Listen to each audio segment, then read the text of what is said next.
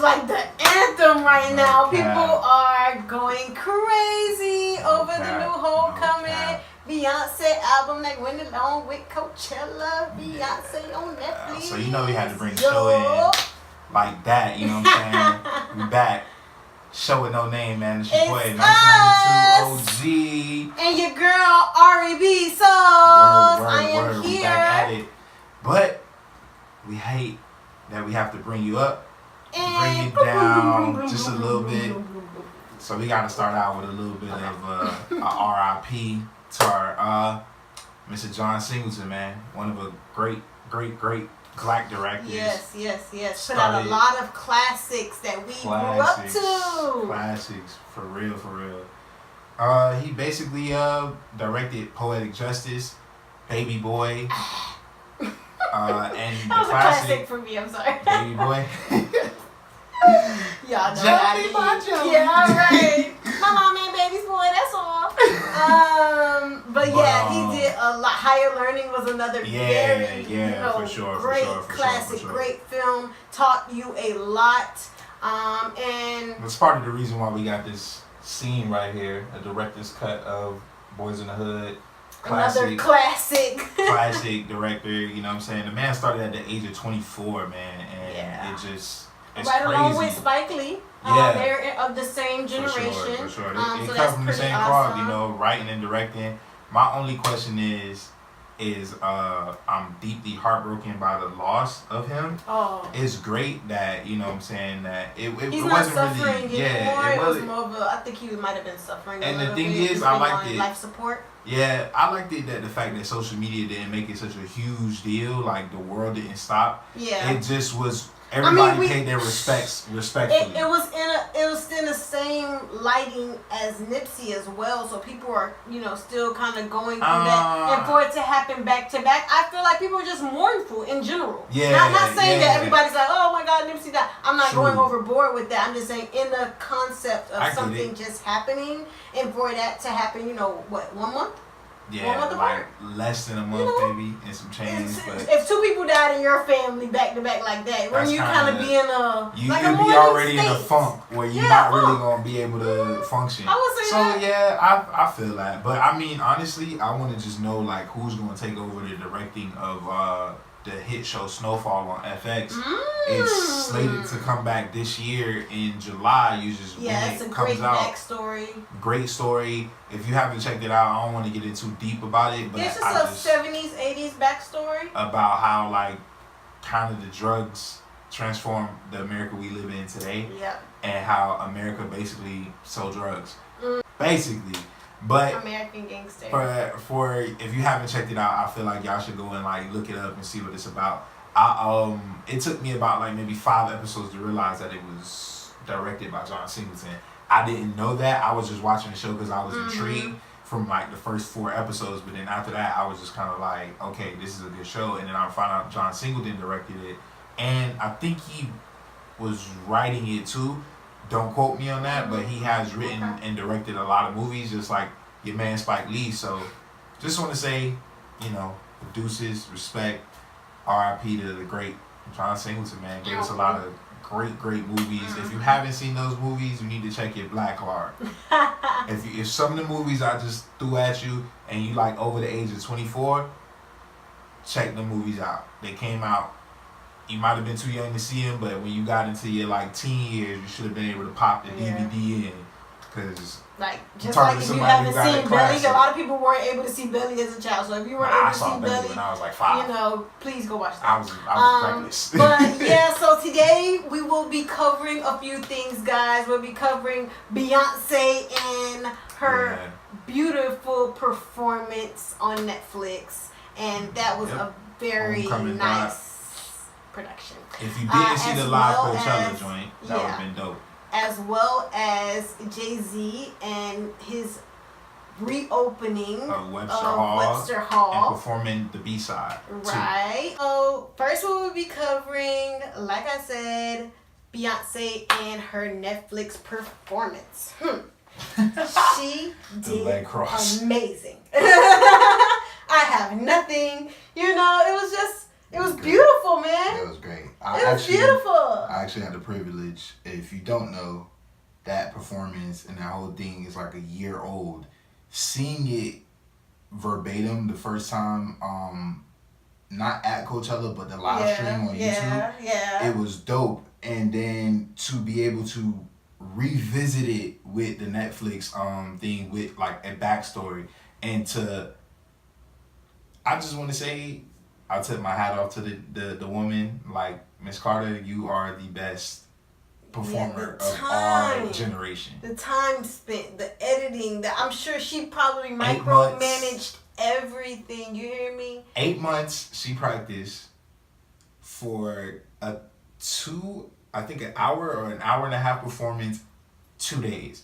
So a total of like 2, maybe 3 hours of just straight performances and costume changes and et cetera, et cetera. I feel like that is like one of the craziest, I wouldn't say crazy, I would say that's just like dedication. And I feel like if you want to do something, I agree with the dedication. If you want to do something, I feel like you should do it the way Beyonce do it. Hashtag, I don't know, but do it. What would Beyonce do? What does that even mean? I don't know. So during the film, they did a lot of memorandum towards HBCUs. Of course, my HBCU, Florida A&M University, was represented. And I thought that she did a great job picking through drum lines. And, you know, just from my perspective, or just knowing some of the individuals that were performing, they were people who had been in various activities on campus. And they were really skilled. They were really good, at their craft. I want to say that just to piggyback off that, like, you kind of got the inkling when you first saw it for the first time last year. It was like, okay, this is like a tribute to HBCUs, because especially the way that she introduced the show. Like, if you watched it literally from the beginning, like I did, you heard like how it started with the guy saying "Welcome to Beyonce's homecoming." Yeah, not like and Beyonce's even the costumes, from the costumes to her emblem. She even had a logo. Yeah. She made she even incorporated like step team, everything. Concepts. That's what I was saying. People who did various activities on campus. These weren't individuals who just did band. Yeah. They were in the band as well as, a frat, modeling or frat, yes, or sorority or what have you. And then also, if you was out here and you watched it and you thought that like you was tripping because you kept seeing them switch outfits. That's just whoever edited that movie. You're the GOAT. Because I've never seen something spliced so perfectly. It was perfect, from the dance moves and everything. Goodness, man. So it was a 2-day performance. So they were able to get both outfits. I thought I was tripping in the beginning. Not alone. I was like, is the lighting changing it? Of course, of course she had like multiple outfits within that day. So Beyonce alone in her outfit changes, then the band. And the other performances, and from the yellow to the pink hoodies. Yeah, and then they even the dancers that like initially like walked out with her and everything like that, they had on totally different outfits, et cetera. So it just was. I want to say that was like some of the best visual concert really amazing movie editing I've ever seen. Concert movie editing, that's the word.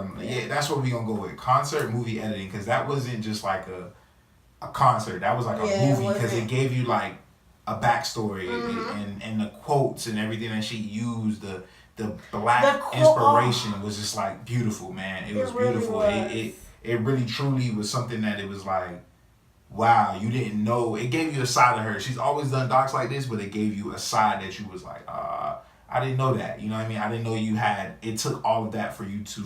Right, and for me, I'm not even as much of a Beyonce fan. I am more of, I'm a fan of performances. I'm a fan of, I told you guys, I just like details. Me, I'm gonna go ahead and just. She perfected the put my details. beehive hat on. I was so Get your beehive fitted a yeah, beanie. let me give me one of them beehive, them Ivy Park. Like Right. the only time I wear Adidas.